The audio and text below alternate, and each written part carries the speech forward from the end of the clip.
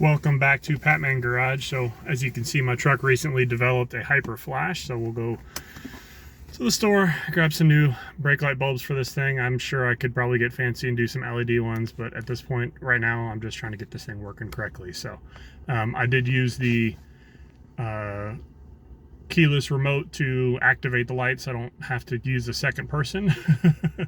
So that's my little shortcut on that. But yeah, we'll go slide over to O'Reilly's and pick up some new bulbs for this thing.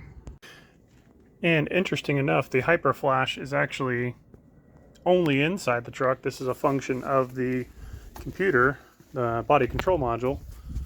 So despite having hyper flash inside, we have regular flashing outside. And of course, it is a function of the body control module, but it is mimicking an old school flasher relay that would hyper flash whenever the current got too high. So it's interesting that they computer programmed that for basically to mimic what has been done for many, many, many years with mechanical relays. All right, so I picked up a 2-pack of 3157s. These are just the standard version, not the long life version, not the hyper white version. Interesting enough, I don't think I've ever actually had this taillight off. That one has been off at least 3 times. Once when I did the tailgate assist shock, and twice when I did both toolbox installs.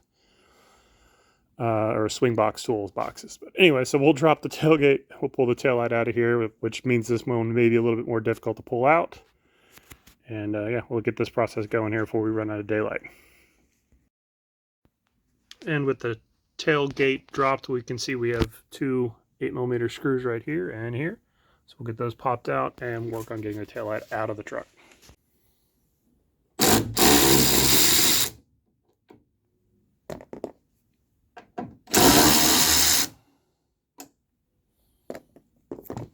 Okay, so I got my screws out, and then there are 2 plastic studs that go into the body that direction.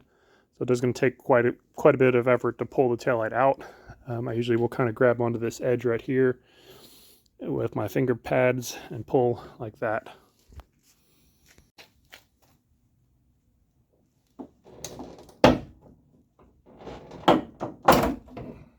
Actually wasn't terrible.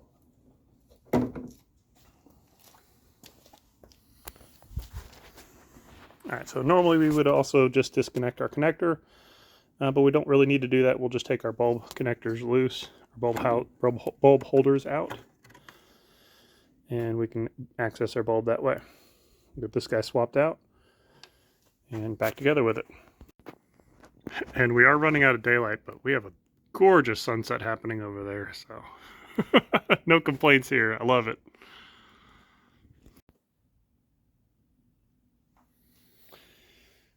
All right, so I've got the package I'm opening up here, and I'm going to use a nitrile glove so I don't touch the glass, because the oil from your fingers can actually stay in the bulb and create a problem long term.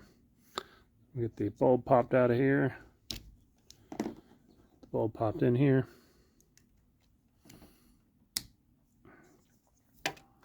And then back together with it. We pop back into place, we need to be observant of those tabs, top and bottom, as well as this tab on this top corner up here.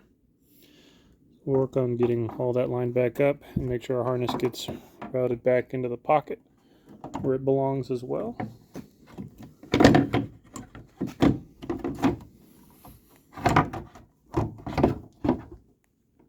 So we're kind of looking down here at our pockets, and on the front one there, we want to make sure we're lined up. We should be ready to send it from there.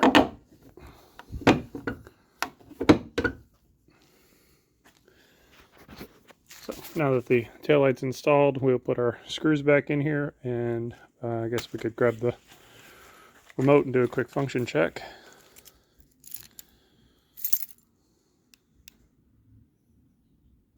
All right, excellent. So I only did the 1 bulb. I'm going to keep the second new bulb. We'll put it inside the truck in the glove box.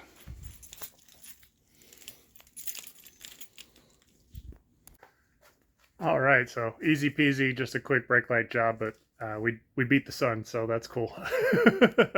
Like I said, pretty cool sunset happening back there, but easy job. Took about 10 minutes total, including shooting the footage and all that. So just keep in mind when you're putting your taillight screws back in, you're just threading into plastic on the taillight, so you don't want to over torque them. But anyways, I do appreciate you catching another quick video of mine, and I will catch you in the next one.